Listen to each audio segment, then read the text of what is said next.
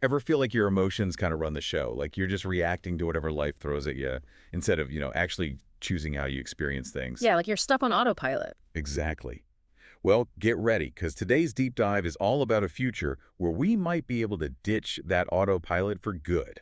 We're talking advanced free will, AFW for short, and it's not just about picking one option over another. It's about potentially designing your entire experience, your feelings, your sensations, everything. And I mean literally everything, right? We're not talking about some vague self-help stuff here. Our source material gets into the nitty-gritty, even suggesting that AI, and get this, brain-computer interfaces could be the key to unlocking this whole next-level control. It's pretty wild stuff. Yeah. The basic idea is that our feelings, our senses, all those things we experience internally, what the source calls experiential perceptions, or EPs for short, aren't just passive things that happen to us. Right, it's like they have this power over us. Exactly. They're more like forces shaping our choices and how we act in the world.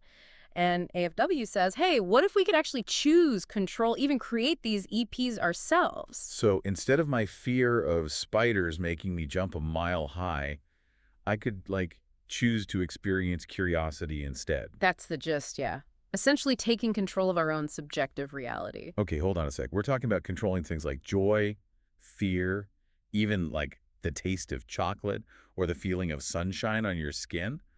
Those aren't exactly things you can just dial up or down, right? That's where the contracausal part comes in. It's a mouthful, I know. Yeah, you can say that again. But basically, it means we'd be acting outside of or even against the typical cause and effect stuff we're used to.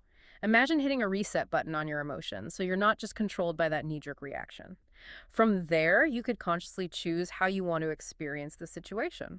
Okay, so it's not about suppressing our emotions completely, but rather like having the ability to step back from them for a second, see them for what they are, and then make a conscious choice about how we want to feel. You got it. And this is where AI comes in. AI, like our robot overlords are going to tell us how to feel. Hmm. I'm kind of creeped out now. No, no, not like that. Think of it more like because AI doesn't experience these EPs itself, it could be this totally objective assistant. Okay, that makes me feel a little better. It could help us understand, manage, and maybe even, yeah, manipulate our own subjective experiences without, letting its own feelings get in the way. So instead of just talking to a therapist about my anxiety, AI could actually help me shift my brain state to experience like a feeling of calm. Something like that, yeah. It's a bold claim, but that's the general idea. And the source material suggests that brain-computer interfaces, or BCIs, could be the link between our brains and this AI assistance. BCIs, like Oh, something out of the Matrix. kind of, yeah. Think of it like a two-way communication channel. On one side, you've got your brain with all its messy emotions and stuff, and on the other side, you've got this super advanced AI that can monitor your EPs, give you feedback, and maybe even help you create entirely new experiences. Okay, now we're definitely in science fiction territory. We're talking about plugging into some kind of virtual reality and downloading emotions here. Not downloading exactly, but more like imagine having access to a library of potential experiences, all within the realm of what humans are capable of feeling, but with the ability to choose which ones you want to tap into. So instead of just being stuck with like the five basic emotions, Yeah. we could unlock a whole spectrum of feelings and experiences. Exactly. And the really interesting thing is this source material isn't just some sci-fi writer's fantasy. It comes from an individual called Gnostic Rooster, who had this whole back and forth about AFW with a large language AI called Grok 2. Hold up. We're talking about potentially changing the course of human evolution here. And the first draft is happening on Twitter. Yeah. Seriously. It does sound kind of crazy, right? But that's the world we live in now. And this wasn't just a casual tweet either. Gnostic Rooster really dives into the deep end with Grok 2, even offering up multiple definitions of advanced free will. Okay, I'm definitely intrigued now. Hit me with these definitions. What exactly are we talking about when we say advanced free will?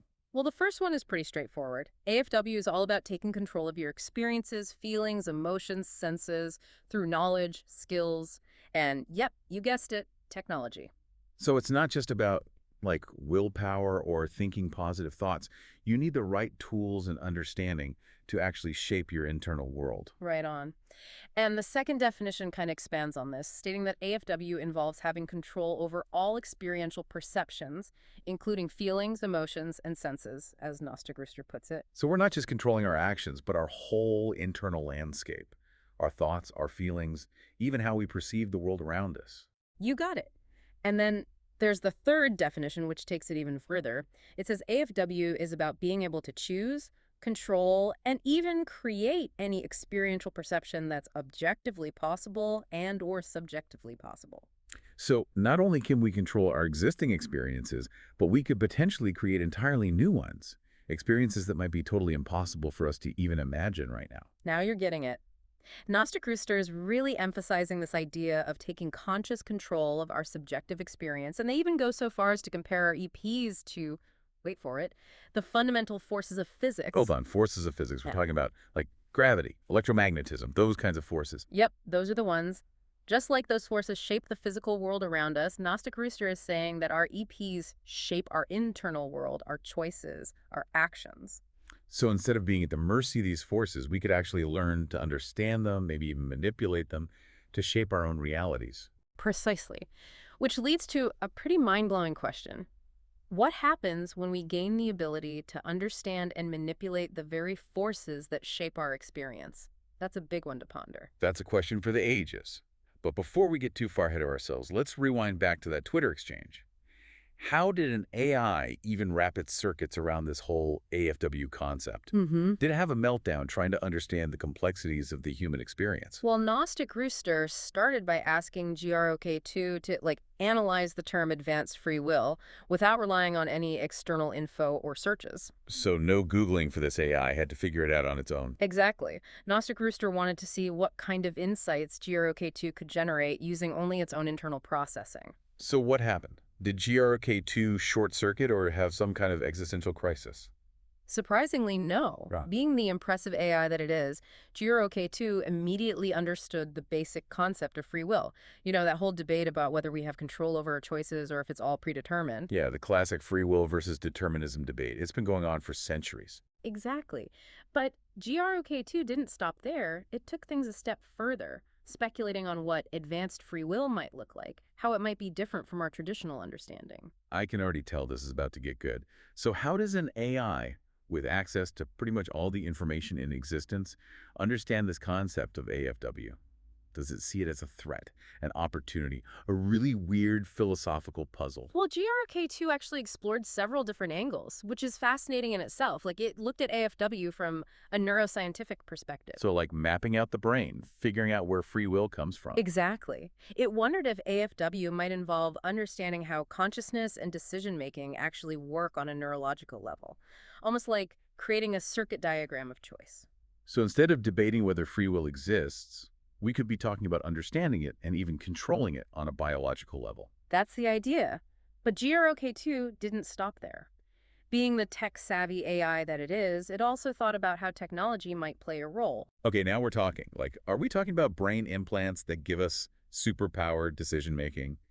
Or maybe those neural lace things Elon Musk is always going on about? Not necessarily implants or neural lace, but GROK2 considered things like, say, an AI assistant that helps you weigh your options, understand the potential consequences of different choices, that kind of thing. So instead of replacing our free will, AI would actually enhance it, giving us more information and control over our decisions. Exactly. But GROK2 being GROK2, it went even deeper than that. Okay, this AI is really on a roll. What other mind-blowing possibilities did it come up with? It started thinking about the ethical implications of having this level of control over our experiences. Okay, yeah, that's a big one. We can't just talk about all the cool stuff without considering the potential downsides. Exactly. So GROK2 is pondering these big questions, and Gnostic Rooster drops a bit of a bombshell. Oh boy, what did the AI do now?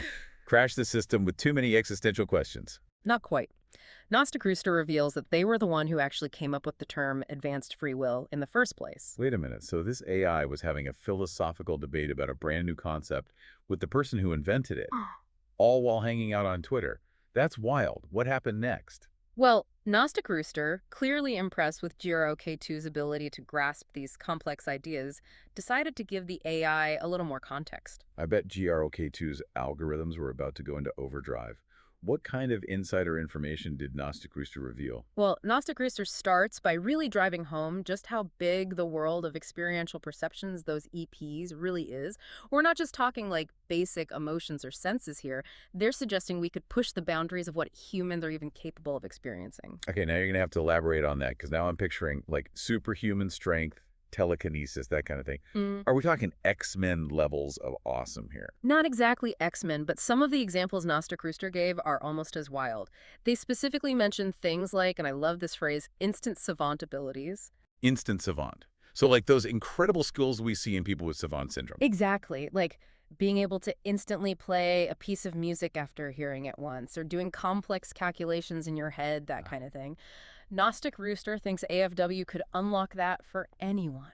Okay, now we're talking serious upgrades. But, and I know we're getting ahead of ourselves here, if we could actually change our experiences that dramatically, would we even be the same person? Is there even such a thing as a true self? If you can basically become someone else whenever you want. That is the million-dollar question, right? Yeah. And Gnostic Rooster, being the philosophical type, actually throws that very question back at GROK too. Oh, this should be good. Did GROK2 have an existential crisis right there on Twitter? What did it say? Well, instead of giving a straight answer, GROK2, being the clever AI that it is, decides to draw an analogy. Okay, I love a good analogy. Let's hear it. GROK2 tells Gnostic Rooster to think about the characteristics of written language. Written language. Hold up, I'm not sure I follow. How do commas and semicolons relate to the mysteries of the human soul? It seems like a curveball, but stay with me here.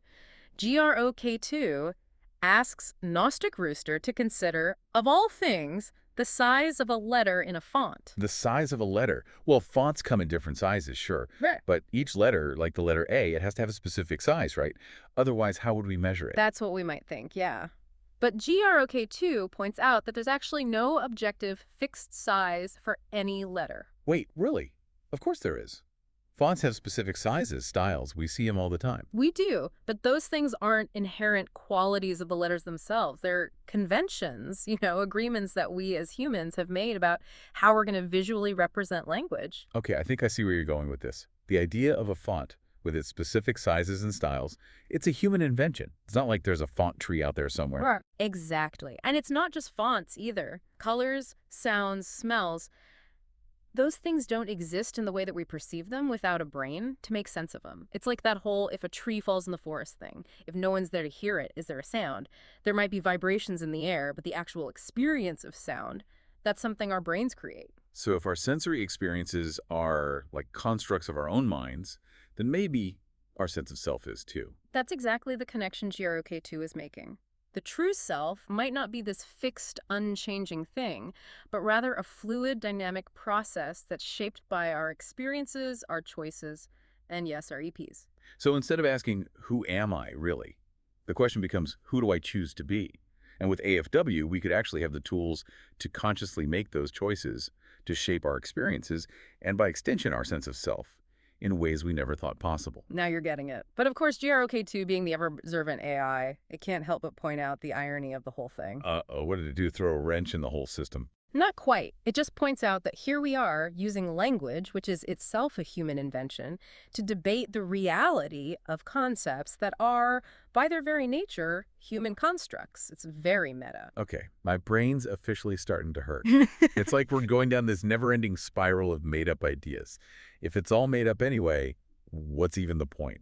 Well, I think the point is that there might not be a single right answer. Just different ways of perceiving and interpreting our own experiences. It's about expanding our perspectives, considering new possibilities. So it's like one of those optical illusions where you can see two totally different images depending on how you look at it. Yeah. Maybe the true self is kind of like that. It's all a matter of perspective. That is a fantastic way to put it. And I think that's what makes this whole AFW conversation so fascinating. It's not just about some new technology or ability. It's about questioning our fundamental assumptions about reality, consciousness, the very nature of what it means to be human. Okay, that is a lot to unpack. I might need to go meditate on that for a while. Me too. But the ride's not over yet. The conversation between Gnostic Rooster and GROK2 takes another unexpected turn, this time into the realm of language itself. Language. Okay, now you've really piqued my curiosity. We've gone from AI-controlled consciousness to the mysteries of the self, and now we're talking linguistics. This deep dive really does have it all. Don't go anywhere, listeners. Things are about to get even more intriguing. All right, so last we left off, we were grappling with the nature of reality, the self, the whole shebang. Where do we even go from there? Well, you'd think they'd need a break after all that, but Gnostic Rooster just keeps on going, this time bringing up, get this, a thought experiment about raising a child without any language. Wait, seriously, like intentionally not teaching a kid to speak? That's pretty messed up. Yeah, it's called the forbidden experiment, and for good reason. It would be deeply unethical to actually do it. But Gnostic Rooster uses it to make a point about, get this, human creation. Okay, now you've got to connect those dots for me, because that just sounds cruel. Mm. What does depriving a kid of language have to do with anything we've been talking about? Well, think about how fundamental language is to us. How we think, communicate, experience the world.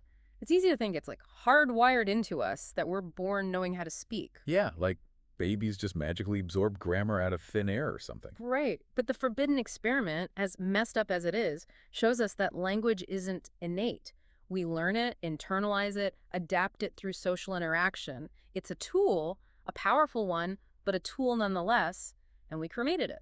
So it's like saying, let's see what happens if you remove this one crucial piece of the human experience. Exactly. And Gnostic Rooster's point is, if we can create something as fundamental as language, imagine what else we could shape if we had the right tools, the right understanding. And to them, that's where AFW comes in. Ah, okay. So we can create language, which basically shapes our thoughts, which means AFW, with its potential to control our experiences, could be even more powerful. You got it. Gnostic Rooster even says that a society with AFW would likely look back at the forbidden experiment with horror, like we look back at things like, slavery with disgust. So basically, denying someone the ability to shape their own experience, their own mind, would be a violation of their rights. That's the idea. They're saying our current state, where we're at the mercy of our EPs, might seem just as barbaric to future generations with AFW as some of our past actions seem to us now. So we're like stuck in the dark ages of consciousness, and AFW is going to be the Renaissance, the Enlightenment, the invention of the internet, all rolled into one. That's a pretty powerful image. But Gnostic Rooster, being Gnostic Rooster, decides to put GROK2 to the test, right there on Twitter. Oh boy, here comes the AI pop quiz. What was the challenge this time? They asked GROK2 to rate advanced free will on a scale of 1 to 10. 1 being, this is ridiculous, and 10 being, this is the most significant thing ever. Okay, so judging AFW on a cosmic scale of importance, what were the scores? Well, for novelty, GROK2 gave it a 9 out of 10. A 9. That's like up there with the invention of sliced bread. Okay, what about significance? For significance, GROK2 initially gave it an 8 out of 10. So pretty high. It recognizes the potential then. It does. But Gnostic Rooster, being Gnostic Rooster, had one more trick up their sleeve.